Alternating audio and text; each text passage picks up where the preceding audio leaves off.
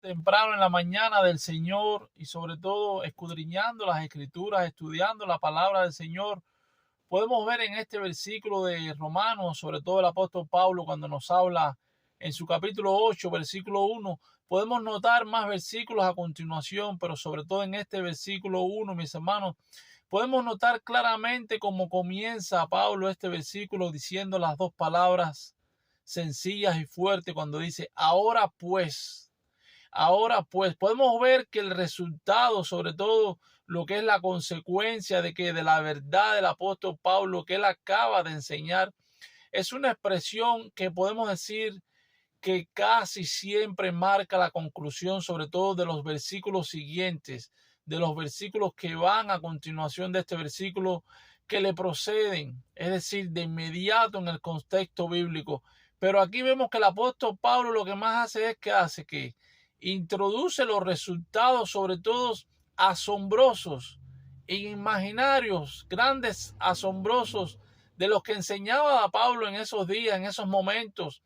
Y en los primeros más o menos 6 o 7 capítulos sobre la justificación, podemos notar claramente, mis hermanos, que es solo por la fe, es decir, con base a la gracia irresistible de Dios Todopoderoso. Cuanto más podemos estar agradecidos, sobre todo en este tiempo, mis hermanos, que se conmemora el día del agradecimiento, el día que vamos a dar gracias por todo lo que el Señor ha hecho por nosotros.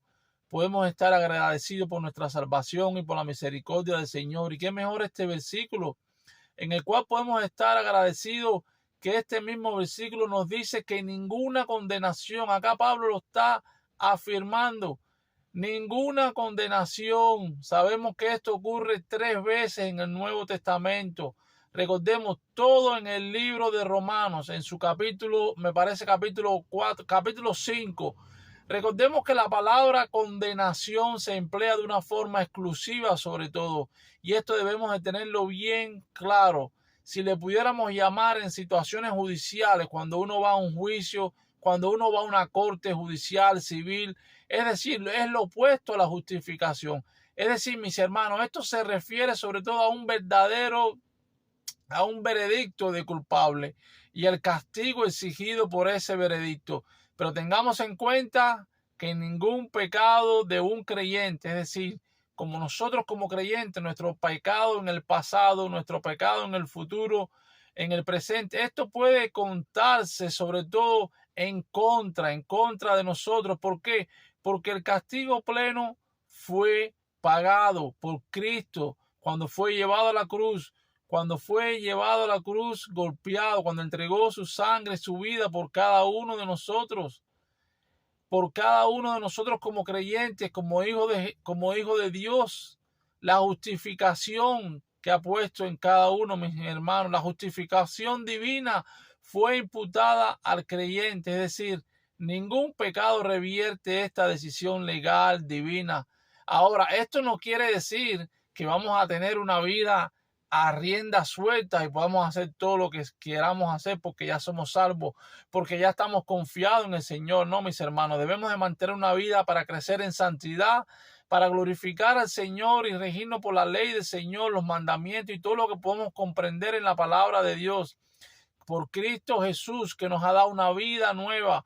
Por eso aquí mismo en este versículo, fíjense cómo menciona claramente, Pablo nos dice que los que están en Cristo Jesús, es decir, solo totalmente los cristianos verdaderos que están en Cristo Jesús, que han reconocido a Dios como el único Salvador, el Señor Jesucristo en nuestras vidas, y hemos venido arrepentidos de nuestros pecados, mis hermanos.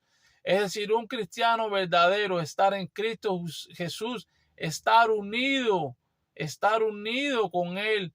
Por lo tanto, mis hermanos, no andemos conforme a la carne, sino conforme al Espíritu, como menciona este versículo, glorificando al Señor en todo momento, creciendo en santidad para la gloria del Señor y sobre todo dando ejemplo a muchas personas que no conocen de la palabra del Señor. Recordemos que debemos de ser sal y llevar el evangelio a todas partes, evangelizando, predicando la palabra del Señor, pero más que todo llevando una vida clara como un buen cristiano que somos. y sobre todo agradecidos ante Dios Todopoderoso, porque por gracia nos ha dado salvación, por gracia nos ha traído a su reino y por gracia nos ha sacado de la vida que llevábamos anteriormente. Todo ha sido en agradecimiento a Dios Todopoderoso, no por obra, sino por la gracia del Señor.